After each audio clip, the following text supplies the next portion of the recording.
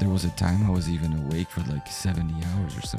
Maybe they'll find me and they say, "Oh, but he was such a beautiful boy," Oh you know? my God, that took such a left turn out of nowhere. Are you ever going to be okay, Max? Hey, yeah, Lightless Lounge. Ladies and gentlemen, everyone far beyond and in between, welcome to the Lightless Lounge with me, Nikki. And with me, Wes. Hi, Wes. Hi, Nikki. Hi. I'm looking at your voice. What? Does it make sense? Already?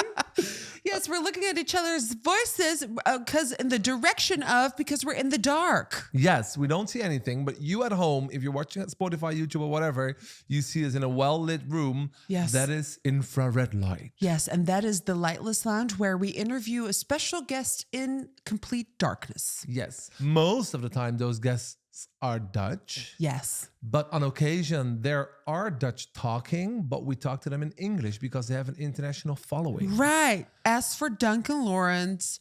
As for Sharon de Nadel. Yes, and as for her guest today. Today, we're going to have Oscar and the Wolf in the Lightless Lounge. Yes. And I hear you thinking, Who are these people? exactly, what kind of band is it? But it's Max all by himself. Yes. Belgian musician. Yes. And I hope that the Lightless Lounge could also be a place where we interview famous, well-known people, but also where you and me are a little bit of a quality control where we're like, oh, but this is fun music. People should know about this. Right. And for me, Oscar and the Wolf is that. You really have to look up his music, and he has a really personal story, and that you're going to hear once we are... Sing your favorite song in 3, 2, 1. Because I'm a warrior, what you think about me?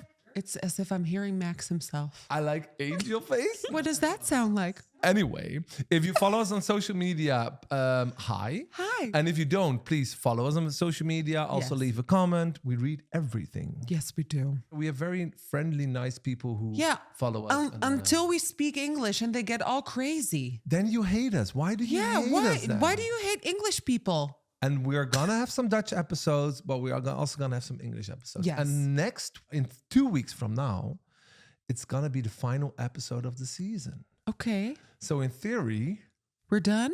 in 2 weeks we're done. Oh, thought the day would never Finally. come. Or are we? Or are we? Hint, hint. You will see that In next week's episode. in the next episode. Or on social media. And if you're watching this and you're like, oh my God, I'm doing my skincare, you can buy the new Skintro bundle over at nimya.com. I heard a lot of people do listen to this podcast while doing their makeup. I can't imagine. If you're doing that, you're looking amazing, sweetie. Sweet potato, positive potato. Oh my!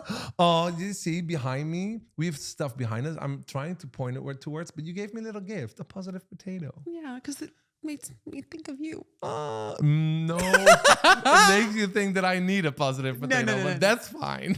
Okay, without any further ado, everyone, let's get Max into the Lightless Lounge, shall we? Lights out. Welkom in de Lightless Lounge. Oh my God. What do you feel? I don't know. I never like being in the dark. Oh, great. Oh, great. Why did you say yes to this Yeah. then? You know, it's like I believe that, you know, all the senses we have as humans, and I think our chances of survival are way less. For you know, when people sometimes ask, would you rather be deaf or Right. or blind? And I always say deaf because I know for a fact that I wouldn't survive being Without sight. without sight. So Yeah. We welcomed you to the Lightless Lounge. And obviously, because we're going to talk about your new single, Somebody Without You. And also, you've released Angel Face in the beginning of this year. Yes. How are you? First of all, because I feel like those singles came with a lot of not Baggage. controversy, but baggage. Yes. yes, And bleach. Baggage and bleach. Yes. How is Max doing? I'm doing very good. It was a thing, you know, like when you write stuff, it's usually like a few years after. It's like, you know, it's like a director. You have this thing in your mind, and you just have to wait until you can tell your story. And this is a bit what what all musicians these days kind of have to go through. So it's a thing in the past, but it's good that I was able to, like, in a sense that I could do something maybe positive or beautiful with it. So Because what inspired Angel Face? Because the lyric is "You just left me in the dark," which is very fitting it for is. today. Which is going to be our new leader. Thank Yeah, you. you just Yeah. love me. So tell us about Angel Face. What happened? I'm gonna be completely open. I was an addict. I was using a lot of cocaine. I was in this spiral, drinking, using cocaine, Xanax every day for the come down. And I got into this relationship during me being in that spiral kind of thing. It didn't kind of worked out. So there was this breakup. And then what I realized is that, and also with speaking to my shrinks and mental help people, Yeah. whatever you call them, therapists. Yeah. We kind of discovered together that I had one problem with being an addict to drugs and everything, but there was this other thing that and I didn't even know that existed. It's like you can really actually be addicted to a person. And that's really what I had. This is basically me when I fall in love. I go way too hard. Right. And then I get super uncomfortable and I get my confidence just disappears because I question every little part of myself, which is mainly the way I look. I was always afraid there was someone better that was going to come along, and I was like obsessing over the way I looked, and it was just wrong. And then there was a breakup, and then it felt like my identity left along with the breakup. At that moment, I turned into like an even darker spiral because, like I felt like I was this porcelain thing that if you would just touch me, I would just break into a million pieces just because I was so uncomfortable with myself. And I was always thinking like there's gonna be this other guy and there's so many people looking way better than me and But that's the drugs. that's of right? course Because it that's is. tearing down that self-confidence. Exactly. And I started thinking that was like the reality. But it's also being a little bit human, right? Because I'm not a drug addict, but I'm still insecure. And Well, I think it heightens it. You're saying you're insecure, but Yeah. how does that show? I feel like for me, hopefully in a healthy way, of course being maybe insecure, not liking the clothes that you're wearing, not liking the way you look on the photo in a certain way. Sometimes you have bad days and good days. Everybody doubts themselves a little bit, right? Maybe not. I you hope so. should, but for you, it's more an extreme way. I feel, or not. Yes, and I think Nikki was right when she says like it's really the drugs that fuck. Yeah. Yeah, with because your mind. when I hear this, I'm like, I hear you talking about how drugs made you feel.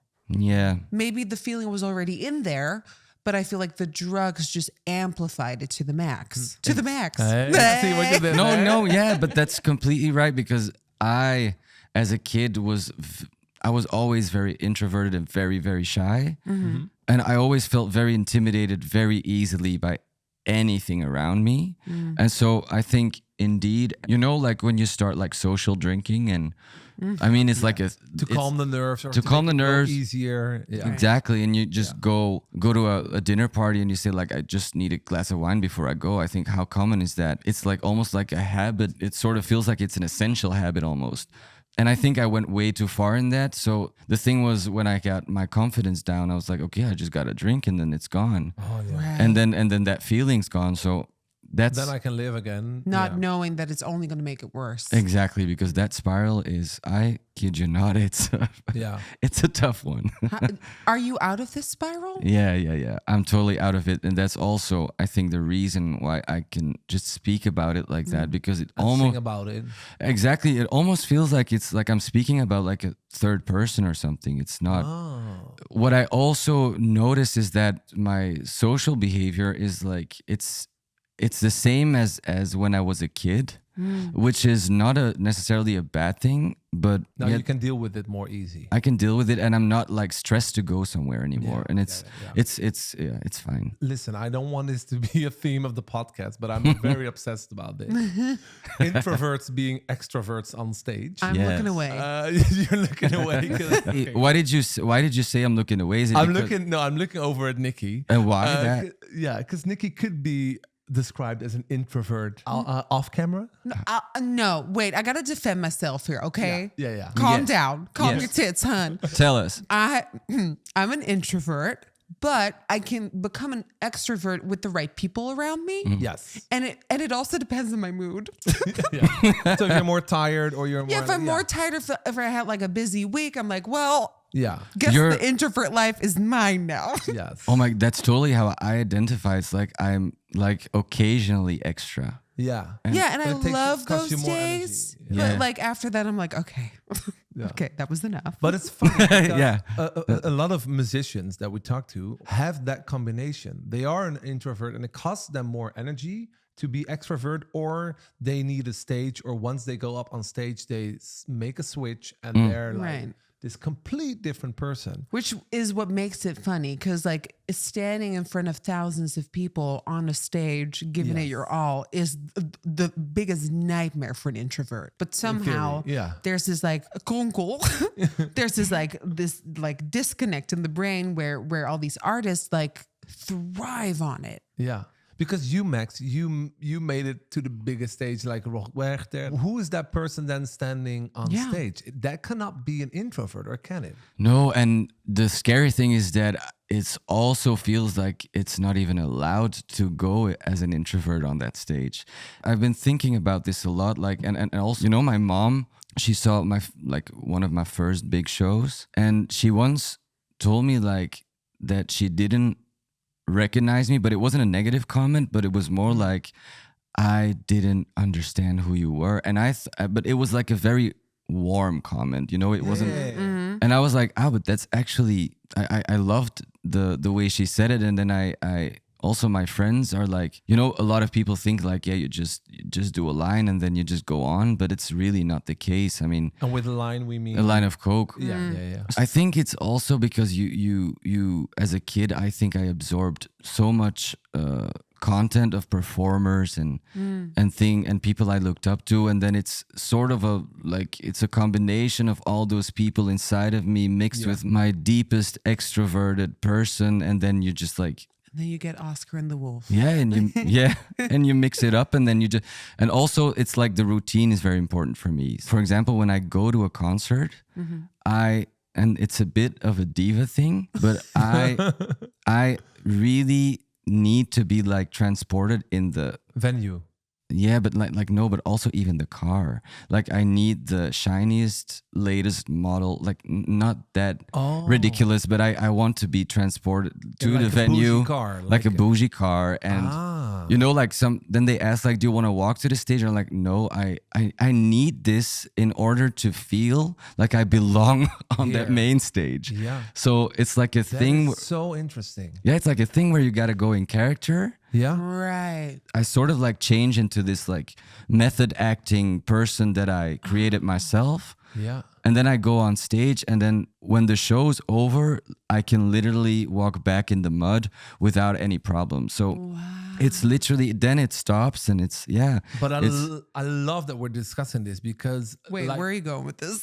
No. Because on an average, this would be described as diva behavior. Right. Because if you would have Oscar and the Wolf perform at your festival, we're like, oh, we know it has to be a bougie car. You know, the guy is 32, thinks he's Madonna, and blah, blah, blah. Right. But if Yes. you explain it in this way, it makes Yes. very much sense, because we've interviewed some drag queens and they need their glam and their Yeah. makeup to get into this persona. So I Yeah. feel like this is a tool for you as you describe it. yeah, I just need to surround myself with things that make me feel like I belong on the main stage that you share with Rihanna. But Yeah, walk us through it then, because you put this on a rider. And then you arrive Yeah, at what does your Rockaway. rider look like? Yeah. Back when I was drinking, I used to have like, the brown Don Julio, and Oh, it was said fun. budget. It was fun. It was fun. What else? It What was else fun. was on there? The typical even now I don't even know the brands of alcohol, but it's like the very good champagne that is like very Dom Perignon? Dom or- Perignon, Oh, yeah, exactly this one. Yeah. The typical things, It's on my you know. rider too. Sorry. Oh, okay. Okay. Busted. No, and then there's this Mercedes S that I always try to use whenever it's available. And then when I have do they pick you up then? Does it need to be like pick up from home or from pick the up from studio? home and then like to the Location. dressing room. Yeah. And from the dressing room, that car needs to bring me like a centimeter from the stairs to the stage. Oh, really? Yeah, and it even goes that far that I want the driver to like dress up in a suit. Oh, really? Yeah, I ask that because it's like, and also I think it's fair because it's like a service, and Right. Yeah. and like shows they an just gotta image. dress up a little. I think Yeah. it's cool. So But do people understand you when they ask you? Because now your rider has changed, for the record, I think. The alcohol is gone. I'm not even occupied with what's on my rider. I'm just like water, tea, and And that's it. that's it. But yeah. the car is still there. The Because car's that still helps. there. Yeah. And do suits. people understand you if you? I don't care. Oh yeah. Okay. No, but they go along with. I mean, I don't care if people understand. I just Yeah. need to do that show. Yeah, and that's. And I What gotta I want to know is when you're in this sort of like method acting character, are you approachable? no. No. Oh. Are you, No. Are you a bit of a? No, because it's like, I saw Outkast once in the backstage. Okay. They were back then, they were not like the biggest act on that festival, but they were surrounded with like 10 bodyguards around them. Oh. And they were like artists walking through, and it was like this whole thing when they were walking from the dressing room to the stage. And Right. I kind of like, I saw that and I was like, I want that. It was almost like a theater play. And It's part of showing the act. dominance almost. yeah, even like with the bodyguard and no pictures and no like, it's just indeed like exactly like the bodyguard. It's literally this feeling, even watching that movie, it's like that's what you want when Yeah. you see this. But do you feel like now that you've done a lot of therapy, as you described, Yeah. it has changed for your personality? Because you could say that you don't need alcohol or drugs to be on stage. You might not even need that car to get on stage then, because you have to feel that you belong and that you are allowed and that you are badass as you are. But then I feel like so much party has been taken from me that I Oh yeah. I want Let to me just have my keep car. I just want to keep that fucking car. Got it. Makes sense. Let me have something. Yeah. Beyonce once talked about Sasha Fierce and her having like a stage persona. How would you name your stage persona? Is it as simple as I'm Max off stage and Oscar and the Wolf on stage? It's just that. Yeah. Yeah, Yeah. it's fitting. And then Oscar shows more the light side and the Wolf is more for the dark and the night, right? You did your research. Or did the wolf die now that you're no longer Yeah, taking how's drugs the and wolf doing? alcohol? No, I mean, I was 17 back when I came up with that name. And the thing is, like, I always want to create like something that has the perfect balance between dark and light. So Oscar is this like poetic kind of, and there's an O, which is like, it sounds like a bright, sunny name. And the wolf is like a metaphor for the darkness. And how many people are disappointed if it's not a band? Because for me, it was firstly, it was very confusing at first. But that's, I know, and that's, I mean, I thought you were Oscar and then the Wolf was your band. I was like, oh, this is know. Oscar and his band, you know? I know. I was hoping you would bring along a wolf. To be very honest, I've been struggling with that. Oh, really? Yeah, because I understand now that it's pretty difficult for people to understand like Oscar and the Wolf is like one person. Yeah. And then when I say this in a way I just said it, it becomes more clear. But I've been struggling with like, you know, the brand. No, literally, I was really thinking of like changing it just to Oscar, but then I thought it was a bit.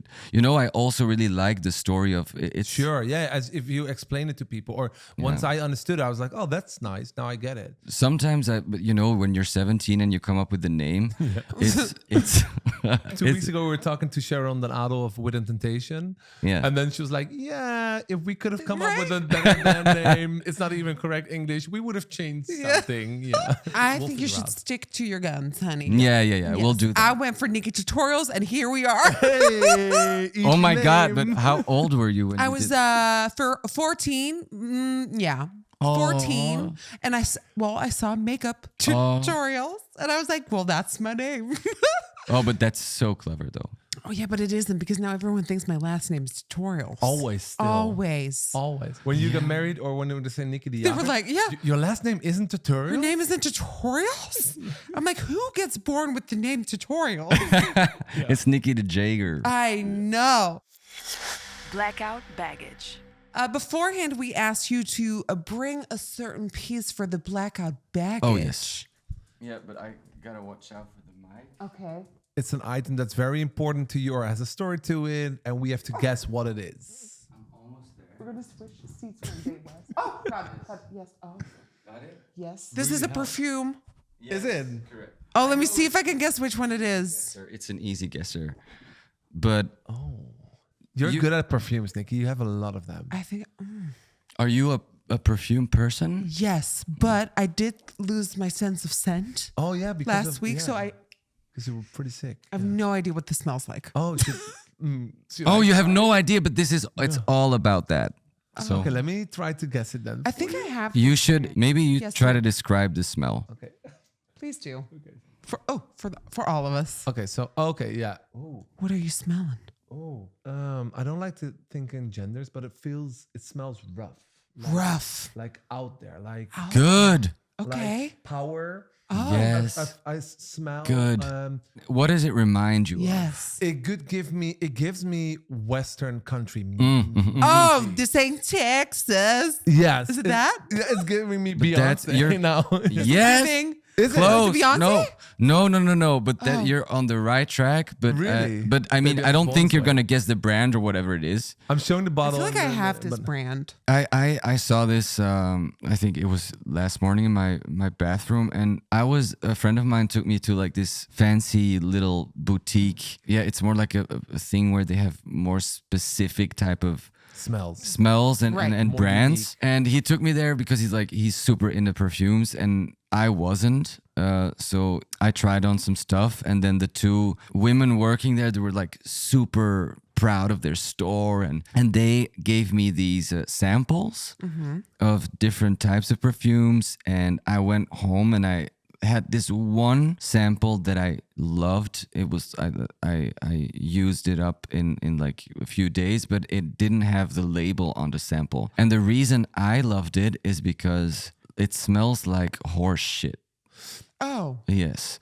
And the thing is, and I asked my friends and my mom, and it's like, are you guys sure?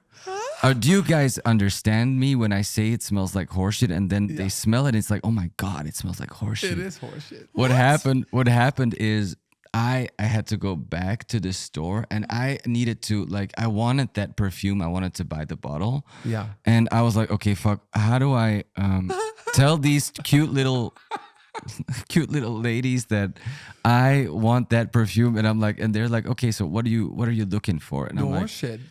it smelled, and I'm sorry to say this, but it smells like horse shit. And they were like, and they were both looking at each other like they thought I was completely crazy. No, but now that you've said it, it makes It absolutely makes sense. total sense. Wait, so why is this your blackout baggage? It's this a is your funny story. I It's your love it. favorite scent? It's my favorite scent because it reminds me so much of like summer in my childhood. Right. And to finish the story, like we were looking, those women were like taking every perfume they had and They were like, smelling. "Let me They were like, find the this is not horse horse shit. This is not horse shit. This is not horse shit. It's so funny. And eventually, we found it. So it was. And what's the name of the smell? Yes, Do you know the brand roast name? 'em. Or- The brand is called Xeriov. That's the story. Do you remember its name? I think it's called. This one is called Zanzibar. I'm not sure, but it's. To all the people of Zanzibar, we're so sorry. A dark debate. So in the dark debate, we give you like a question and we want to get your raw and honest opinion on it. And kind of coming back to what you were saying, our dark debate is, I'm looking to my left. A musician is never as good without using drugs. Oh, we said dark. Oh my God! But that's. Which is controversial, and it's not our goal to promote drugs usage in any ways. Let's us first make that so we know your disclaimer. answer already. But then we want you to talk and answer. Yeah. No, but I mean, I think it all depends. I think when your stick is like, I'm writing about illusions or right. or Dua psychedelics, Lipa. like for example, Pink Floyd. Right. It was just their thing. It was writing on LSD. Right. And I've never written on LSD. I don't think I'd be capable of doing this, but I mean, I'm just more occupied with what I see around me. But then, for example, with weed, you put like different connections in your brain and everything becomes like bigger and more like planetary. And so we've heard. Yeah. And I think it sort of changes your perspective on what you're writing. And I think you allow yourself to go not deeper, but just in a different direction of when you're writing. Right. So I wouldn't say better. I would say different. Sometimes at the studio, I used to just to loosen up, just to have a glass of whiskey, just to loosen up when I'm recording. So I think it all depends on what you like. Yeah. Right. And what you need. And what you need, yeah. And I think better is also very subjective when it comes to music. So that's true. What I always have is that when I smoke weed, and I still do so from time to time, when I listen to my own stuff that is very recent, I hate the shit out of it. Oh, really? I get so paranoid and scared, and it's like, oh my God, what the fuck did I do? And then all the music that was like from longer ago, I was like, oh my God, that's genius. And it's just because you're so close to it, and I think the weed also has a certain level of making you paranoid. Oh, but yes. Yes. Do you have that as well with weed? It is time to celebrate the sponsor of this week's episode again, House Labs by Lady Gaga. Yeah, we were in Paris a few months ago with them to celebrate that they were exclusively now being sold at Sephora's throughout Europe and via houselabs.com. And they showed their skin range in such an impactful way with so many models. They came out and showed everything. And they were talking about fermented arnica. Oh my God, yes, fermented arnica. If you first hear it, you're like, excuse me, what? But it's a very innovative ingredient that visibly reduces redness and irritation. It's everything that I want in my life.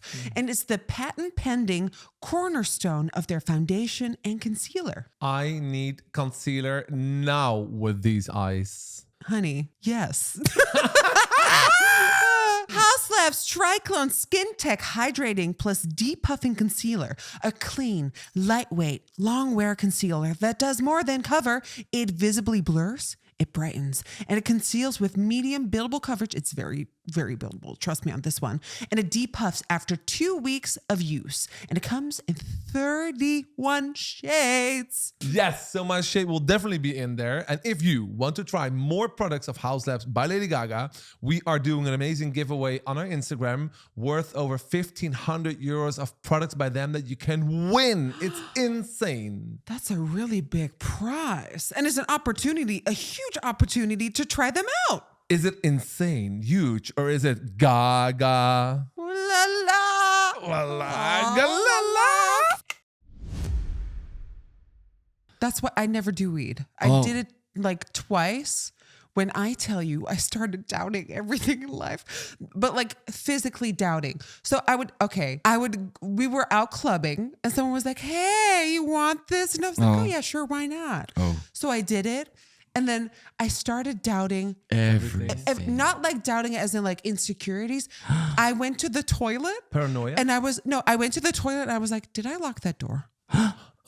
Did I lock that door? So every 5 seconds, I would be like, oh my God, did I lock that door? And then I would stand up and be like, oh my God, I don't think I locked that door. my God, it would drive me insane. Yeah, I think it's weird. Like there's half part of the population that gets Right. like fine with it, and then loosen up. the other half is like completely paranoid. Okay, so Max, so you wrote then your second single that you now released this year, Yeah. "Somebody Without You." Is that Which I love, by the way. Oh, thank you. Very catchy. Yeah, thanks. And you went blonde for it. I went blonde for it. because of the ex? Yeah. And then my second question Yes. would be straightforward: were those texts real? Those texts were real. And the thing is, like, so Somebody Without You is a follow up of Angel Face. Yeah. And I went through this like complete like angry phase. But I really believe that when someone abandons you by choice, saying this, but there's you go through stages of grief. I really believe so, and it's very, very hard to be abandoned by choice. How long were you And together? we were together for about a year, Okay, yeah. So you were heavily in love in that. heavily in Roller love. coaster year. Yeah, the thing is, like, I was so mad, and like I'm this guy that I over text and I just go too hard, and I become like a bit obsessed, and I was always paranoid about him liking blondes, because I knew that that's his type in a way. Yeah. I was always paranoid about that, so I You thought you couldn't keep up with that level of like not So we're being like, now I have perfect. to be the yeah, blonde. and to be very fair and to be very honest, I mean, like, we built around that kind of story and that kind of for the song, but then on top of that we expanded the story Yeah. with like footage on top, where I just like it's more cinematic way of telling a story. Yeah. And it's like me like allegedly taking his car and then spray painting it, but that's all just to But add. the texts were real because the texts you shared on Instagram. The texts were very real. and Yeah. if I read the text, at one hand I was like, "Whoa, that's a son of a bitch." You gladly have to get rid of him. Yeah. But on Yeah. the other hand, if you say like I was that obsessive, Yeah. was it also you being obsessive and him being then rude, but being very honest to you and you not getting the point? I think it was a 50-50 thing where now looking back at it, I really do not want to be with myself at that point. So I was just also like really making it more difficult For him, yeah. Yeah, But I on was. the other hand, I feel like, and those texts are still up on your Instagram, and I should really check them out because it ties in with this story. Yeah. But on the other hand, if it says, "I'm not gonna come up tonight because you're too indie," like Yeah. saying in other words, your music is not important enough for me, or you're not a big of an artist, then you're still an asshole. He I- said that, Nikki. He Yeah, said I it in know. text. Yeah, and the thing was also I think there was like I had a very big show, and like it's a disclaimer, like the guy knows that I asked him if I could do this, if I could just erase his name from everywhere, but then I had a show in an arena, and I needed him to be so like proud of me. Right. He didn't even like show up. So I was, and that's the point where I also like I cried like I think for 2 days in a row, and so it was more of a way for him to like be done with it, and maybe that was the only way to be done with it, was to be very, very harsh. Yeah. Right. Did he use? No. No, not a single bit. And I think that's also what made it explode, there was one night he discovered me using, and it was rough because suddenly you're like completely exposed. Yeah. So I had to come clean, and he's also the one that told me like, you gotta tell your parents. Oh. That's actually, that advice is what saved me. Because how did you get out of this? I did go to my parents. And you told them the truth? I told them everything. Oh, wow. I told them everything. Even I told them how much I was doing. Yeah, and it was weird because it was the first time ever that I connected on a deeper level with both of my parents, because you become a teenager and you're like, you develop into this like independent sort of thing where I didn't share like everything anymore with my parents. They didn't really know anything much about my private life up until literally like two years ago. And yeah, now it's like it's more of a thing like when you become older, it's like your parents are not your heroes anymore, but they become more of like your equals and friends. Yeah. And I had a very hard time having that feeling with my parents because I always wanted them to like sort of take care of me. And at a certain point you feel like you're getting older and they're kind of depending on you for certain things as well. So it kind of levels each other. If that makes any sense. It was amazing actually, because now I just call up my mom and I just say like, hey, I have this going on or this going on. So it really, it connected us on the levels between you, or like and I broke through them, and it's amazing how I didn't see the importance of, you know, like parents before. Yeah. Didn't you feel shame by going to your parents? Because you said it saved me, but something made you not go earlier to them. I was so embarrassed. Like the thing is, like what actually made me stop doing it is the idea that my mom would be too worried, overpowered my addiction. So she was scared. She was gonna find me dead. Yeah. She was scared. I was gonna die from it, and that was fear. Wrongfully so. I always knew a limit up until how much I could use. I mean, never say never. I think you know that limit. Yeah, never say never, but I never went like over a gram in a night. Okay, which Of cocaine. Which is a lot. Which is still a lot. It's a lot, but I mean, yeah, my environment, there was a lot more going on than. Okay. So I knew what my body could handle in a way, and I know it's not a thing, like it's not a real scientific thing, but I kind of felt like I could go up until there, Right? which But is you've never had like moments where you're like passed out on the floor or whatever. Do you think like, how the hell did I even come here? And no. thank God somebody found me. I did pass out in a way, like, but that was more because of the cocktail with the Xanax and alcohol. Oh. Because then when you do cocaine on top of that, you're like sober again. So it was more with the cocaine and alcohol that I was like tripping and literally sleeping for 15 hours straight. So 15 to 16 hours straight. And also sometimes being awake for like, there was a time I was even awake for like 70 hours or so. Oh my God. Yeah. Then you got paranoid even more. Yeah, Sleep. and I was on the same. It was in Ibiza, and I was on the same balcony for the entire time. It was For the whole 70 hours? yeah. Now that I think of it, it's like it's a very dark kind of thing. Yeah. The darkest hour. We have a different pillar because it ties in what we're discussing. Your darkest hour My darkest hour, and that's an easy one. is the balcony in Ibiza.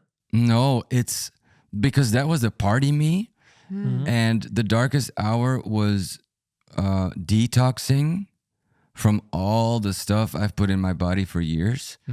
That's the hard part because you have to like re-regulate your entire thinking system and the way you are and the way you see yourself. I was a party person. I had like a bunch of friends that I met in this party life. And at a certain point, you're like, it stops and you start to associate like drugs with people that are around you.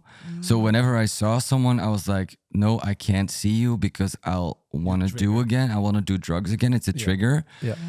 So the darkest part was like because there's so much anxiety that comes along with detoxing from alcohol, Xanax, and cocaine. Yeah, the anxiety is so severe that's a really tough thing to push through. Was this in rehab? No, that was at home. I had like help at home. Oh. So I had people coming every day to check up on me. Okay. I was gonna go to rehab. There's like a nice facility in the Netherlands. Okay. And I was on the list and everything was booked, but then last minute I got scared yeah, I decided to just do it at home and have some help at home. Could you walk us through a day like that? Usually I don't there's big insomnia that comes along with it, so you're awake and then you sort of like sleep for a few hours but not really, sometimes just nothing at all because of the anxiety. Then you wake up and then it's like there's stress eaters and there's people that don't eat when they have stress, and I'm the one that doesn't eat. I couldn't get anything into my body, and then it was just in the morning I was just waiting for the psychiatrist to come to the house because that was like point of light in the day. Yeah. So I was just like, like walking around the bed, constantly in the same room, smoking a lot of cigarettes, just like waiting and counting down the seconds for that person to just come and to relax my mind because I couldn't do it on my own. So then after the person left, it was easier, but then You're on your own. yeah, you're on your own again. And it's like, she told me like, but this is really also the physical detox of The stuff being in your body. yeah. And you can really not underestimate it because it's, it creates a shit ton of anxiety. So yeah, But what happened then when she left? What would you do? I don't know. I just walk around the house, try to like, you have these protein food shakes. So usually she'd tell me to go to the pharmacy. I'd get my medication.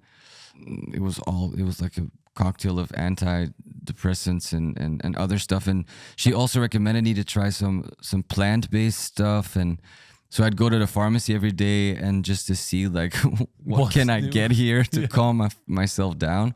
That's how much I remember of a regular day. Yeah. Did you write any music during that time? No, I absolutely couldn't. I always write music when I'm in a good place and I can think about the bad stuff, I have to like allow the bad stuff to enter my mind without really completely going through it. Yeah. Yeah. And how long was this period for you? Because we describe it as the darkest hour, but how long was the whole period from getting more clarity in your head?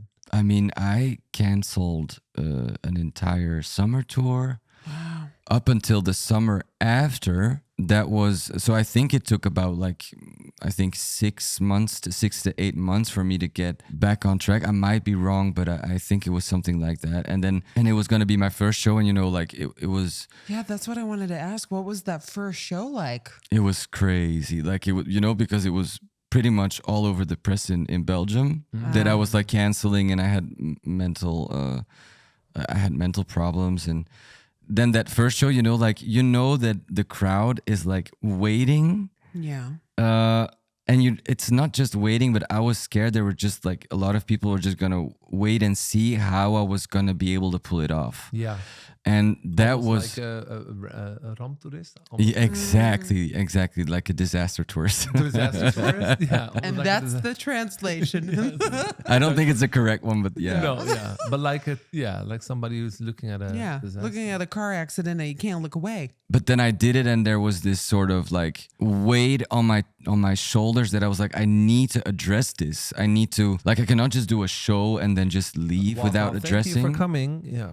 And then I was like, okay, I'm just gonna address it. And then I told the crowd, like, I said something like, the reason I was able to get to the stage is because I knew I was gonna see some of your faces. And, I always have this thing where I see, like, even if it's just one person in a crowd that is vibing on the song or whatever, Yeah, having a or good time. showing support or having a good time, even if it's just one, it gives me so much energy that I knew that there was somewhere I would feel good again back on that stage, but it was absolutely terrifying as well. So yeah. Who was there any family or friends of you in the audience? Yeah, that's the thing, it's like everyone just comes to the show. Yeah. And that's where it gets scarier, if you're on tour and you don't perform in your home country, there's like, if you fail there, you can just like leave and nobody would like recognize you on the street because you don't even live there.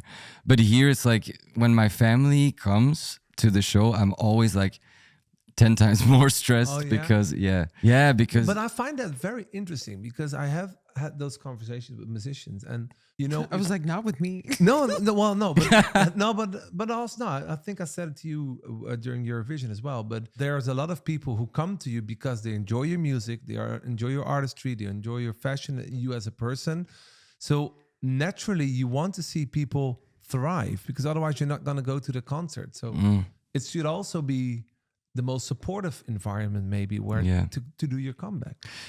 I love that you think like that. But my brain doesn't work that My brain doesn't. My brain is more sadly half empty glass. So I tend to like expect the worst to get something better than that in return. And that's where that's how I just protect my mind. I want to get to the point though how you're describing it is like I should do it for the people that like they're my friends, they're my fans, they're because they're imagine you're a person and you all the concerts that you can go to, you go online, you book some tickets, and you think like, oh, let's see Oscar and the Wolf, and then you're like, yeah, because I really want to see that sucker Phil, so I'm gonna buy a ticket, I'm gonna go there, I'm gonna get my camera, and he's gonna misbehave, and then I'm gonna have a good night. I don't see that working in a normal bar. There might be some people who enjoy that, but most of the time I feel like people also find their time and money precious. So they pick an artist or a situation that they hopefully gonna have a good time. Yes, and also there's a lot of weird people in the world. Journalists. Journalists, especially because they're just waiting until you make a mistake. Yeah. I mean, I was pretty lucky though because I have this theory of the journalists in Belgium, because I'm gay, they don't dare to talk bad on me because they don't want to look like they're homophobic. So good for them. So I feel like there's a sort of shield of protection there, but no, there's a lot of weird people that do want to see you fail, and I know that they're out there because I see them. So even if it's just 1 on 100, it's sadly sometimes the one I focus on. So. Okay. Yeah, but that sounds. But now that you're already acknowledging it and being aware of that, that's fine. I mean, I can look to my right again. It's dark, but I know a person who was thriving on Twitter, and then you had all these beautiful, positive comments about somebody's appearance. Blasphemy. And then one tweet would be like negative, and then you like focus on it like a human being. I think you're allowed to do it. But I literally had to say to you, okay, from now on, we're going to start counting the bad comments, and we're going to put them into perspective towards the same tweets about the same show being positive. And I'm not sure how good you are at it, but you're great at it. You're great at it. No, but Nikki, like, how does it work for you? I wanna know. Well, for me, you've been doing this a long time as well, but for me, I've started this when I was 14. Throughout the years, I've seen it all, I've heard it all, I've read it all. Any comments throughout the years about my weight or however I looked, that didn't like do anything to me anymore. Up until 2020, where I had to come out, and we opened a new can of sort of like hurt. So that was new for me, that people could like hurt me about my past or about my identity or about my dead name.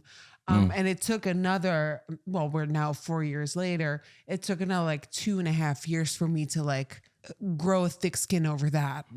Yeah. So you would consider yourself as like, I have the tools to like just let it pass. I do now. Yeah. 4 years ago, hell no. Oh, and that's only 4 years ago. Well, 4 years ago, I would pretend that I didn't care about it. And then I would say that, I was like, oh no, it's fine. And then deep down, I was like, it's not fine. It's crazy though. But now 4 years later, I don't get like riled up anymore if someone like doesn't like me, or if someone thinks I hosted a show wrong, or if, I'm my own biggest critic. Yeah. Always, but I no longer need someone else to pull me down. Nice. Do you grow into But- that? Have you been able to deal with that in a better way? I try to just not look. That's Okay. better. Yeah, I just don't. And then this, And then you end up looking. yeah, sometimes though, but the bad part is that you don't see the good stuff either when you do that. So Right. like reviews, I don't even open or read them. Right. Even though like my parents are like, oh my God, and you should read that. And I'm like, no, I don't want to give them even the power to like have Isn't that this. funny? That's what happens with my family too. Yeah. I deliberately choose not to read something about me, and then my brother or my mom will Yeah. go, have you seen this shit? And I'm like, I'm trying to live my life. Yeah. Please stop. Totally. Before we move on to our next pillar, I do want to ask you this one question. Do you miss it? You mean the party life? Yeah. Oh, I do. Psst. A quick reminder, along this podcast, we also have our own cosmetics brand, Nimya by Nikkie Tutorials, skincare and makeup products for beginners or pros. And our brand is genderless, so it's for everybody. We even often have bundles where you can get a lot of discounts. So what are you waiting for? Get your Nimya on. Go to nimya.com, NIMYA.com. See you there. You know, I miss blowing off steam and just marrying the night and let the night carry me wherever it wants to take me. So I do miss it, but I don't.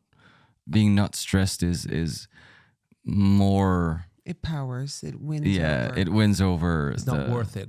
It's not worth it. Yeah. I feel like we're in a therapy session. I love this. Yes, I me too. love this. But what I really like about this therapy session is that I really that it's in the honestly- dark. Yeah, it is.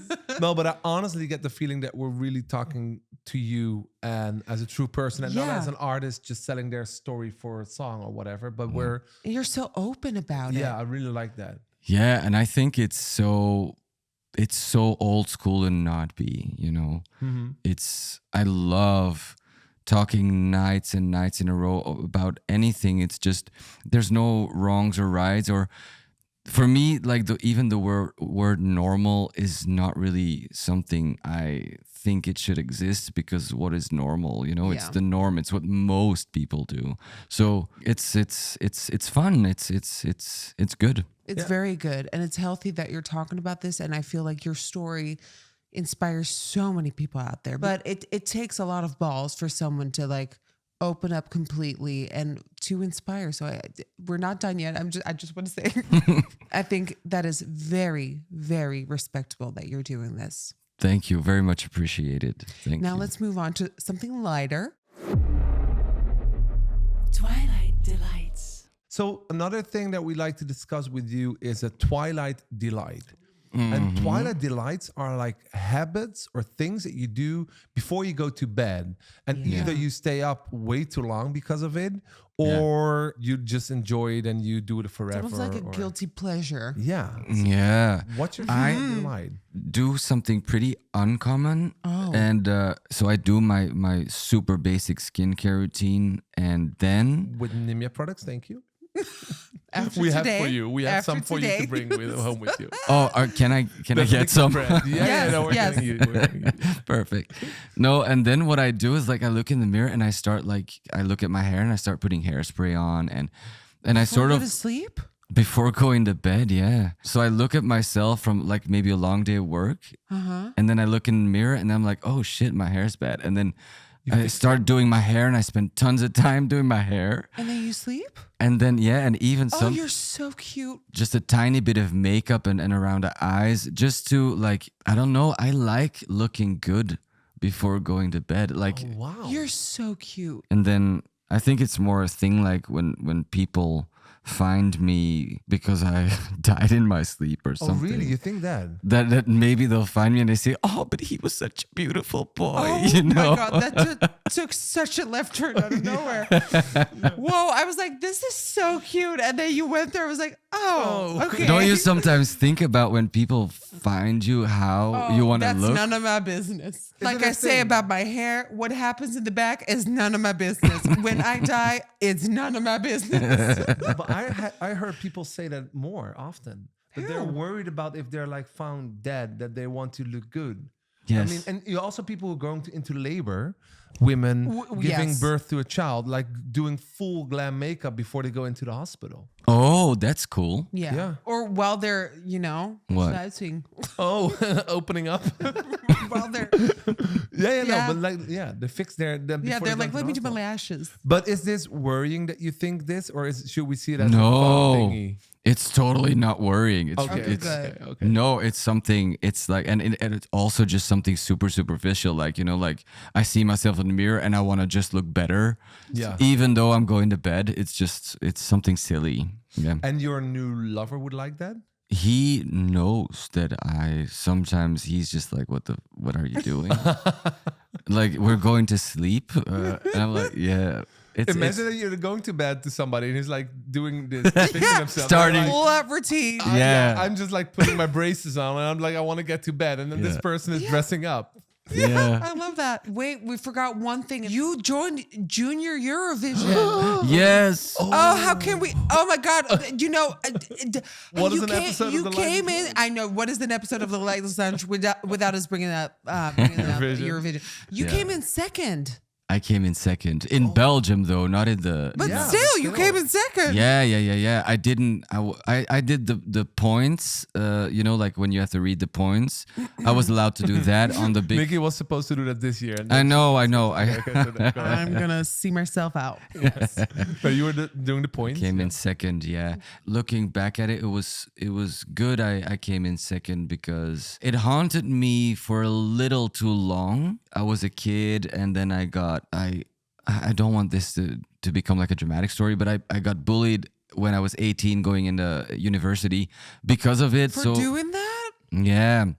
Oh, Fuckers. And it's not as dramatic. I'm just, but it haunted me a little too long. And I think if I would have become first, I think it would have haunted me even more. But now looking back on it, I think it's not a problem that it actually haunts has you. that made you never want to do TV. Eurovision or Eurosong. TV? TV, I think I got like a small trauma from TV and Eurovision and competitions in general.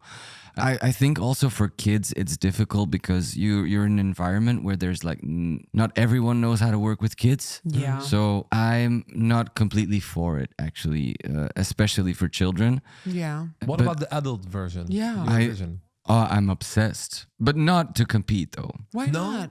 Guys, but imagine you go there Yeah. and like imagine the 0 points thing. Oh no. So what? You'll come become an on. internet meme. The stress Yeah, of yeah. doing it live and then televised and Fuck it. You no. just have to see it as a game. Okay, now that we've got the mandatory, we got it out there. We have discussed our favorite topic. Yeah. And you mentioned also you are able to write songs when you're in a more positive, happy place. Mm-hmm. Are you writing songs at the moment, or have you been Oh, writing? tons. Is there a new album coming out? We are currently in the making of the album, yeah. It's And then making is like still writing the songs, or do you have all the songs ready and it's just picking and everything's mastered. Oh, it's Oh, killing really? your darlings. Yeah, everything's mastered, mixed. how many songs are we picking from? I think 12. Okay. Yeah. And how many will be on the album? 12 or? 12 will be on the album. I think we were up at 30 songs. Oh, I like short albums. I lose my attention when there's more than 14 Same. songs on there. dude, that's yeah. why we make podcasts of over an hour. Same. Cowboy Carter was too damn long. I'm Yeah. sorry. I had Yeah, to yeah. put it out there. Yeah. Do we have a date? Yeah. I think it's Oh, it's still pretty long. I mean, it's Oh, that's fast. yeah. I think that's fast. yeah, but I've written them like Oh, so many year years ago. ago. So it feels, yeah, okay. Right. yeah. And do we it's- have a name? Oh. the name is Oh. Okay. I thought it was a perfect word to like describe this entire period of like it, and it all starts with like a and then it turns into, for me it turned into something problematic. It sounds like smoking a joint and having sex in the sunlight, and then it sort of ends with me being alone in my room doing cocaine. So it's like It's a journey. It's a journey, yeah. Are we gonna have a third single or fourth single in the meantime up and there? Yes. The third one is for me one of the best ones I've ever written. Have you been teasing it? I've been teasing. I played it 2 times in the Netherlands already. Oh, cool. Yeah, and I played them there already. So yeah, so I'm people teasing know. them. But they've heard the live version and The not live version. the mastered Spotify version. No, indeed. And is there a big difference between the live one and is it more bombastic or Always. always? I like it. Yeah, I think it's so important to have a big difference between. I don't want people to think like they're just listening to an album on a big speaker system.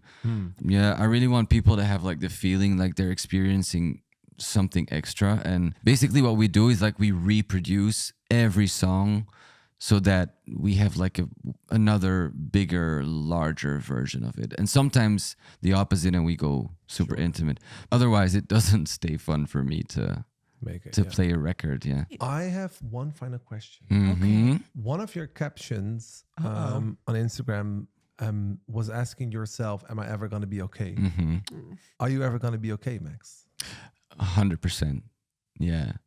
And I think everybody will eventually, because I believe that accepting not being okay makes it okay. I know it sounds cheesy, but allow yourself to feel what you need to feel is key. And if you avoid that feeling, it's not gonna work. And also what I learned from my psychiatrist is that she told me like your brain doesn't function in a way that it can handle so much anxiety. So it literally doesn't generate that chemical reaction. Like stress and anxiety is like it cannot be endless. As soon as I heard that, I was like, okay, it's a period. It's not forever. It's not a life forever. sentence. It doesn't last. So But are you there yet? I think I'm still pretty nervous person, but I think I just should accept the fact that I'm just a nervous person and just get the hell over it, you know, like, or not even get over it, just deal with Embrace it it. and embrace it. Yeah. So yeah, 100%. Am I gonna be okay? Yeah. Thanks for the question, though. Brought tears in my eyes. It really did. I've Oh, wow. known you for like 2 hours now, literally. But like, I'm so proud. Thank you. And that you're, like I said, you're so open about it in the way that you are so 100% certain you are okay. You are going to be okay. I think it's beautiful. Yeah. Thank you. I feel like, and the struggle that you're describing is you have on a different level, but everybody has it on their own level. But it's also literally about being your own best friend. And that is the biggest cliche, but we're all struggling with that. Whether we come from a queer space or whatever the histories that you have. But as you describe it, I think a lot of people would recognize it, and the way it portrays or the way they deal with it is maybe different. Yeah. But it's an everyday struggle, and I wish it for you, and I wish it for Nikki, and I wish it for myself. But you're always harder on yourself than you are for others, right? So Me too, guys. Thank you so much. we have a little goodbye present. Oh yeah. Oh yes. Don't. Oh. Or how It's a very, very, very popular present. exclusive. Follow the sound. Like a bat. Yeah. Oh, stop it. Is it to sleep? Yes. Yes. Oh wow! I guess It's your own personal. Shh, I'm lounging here, lightless lounging here. Yes. So at home, when you're missing this darkness Yes. around you, you can put it on. It and feels enjoy shiny. It is. And it's very soft. Ooh, thank you, guys. You're welcome. Thank you so much, guys. Thanks. Thank you for this very open, raw, and inspiring episode. For everyone who's watching, please don't forget to rate us and follow us everywhere. Leave a comment. Leave a comment. If we'll leave a link to your new single in our show notes. Yes. We're gonna be looking forward to your new album in October. Thank you, guys. Thanks for having me. Thanks for you guys for sharing your story, and thank you guys for letting me share my story as well. Thank you so much. Anytime. Thanks. And now the fun No, this is not fun. starts, because now we're gonna Turn on the lights. It's not fun. Let me find those. Okay, are you ready? Yes. Oh shit. It hurts. Right? It does hurt. Thank you Oh so my much. God, it's brutal. It's crazy seeing you guys now. Oh my God. We are here. Oh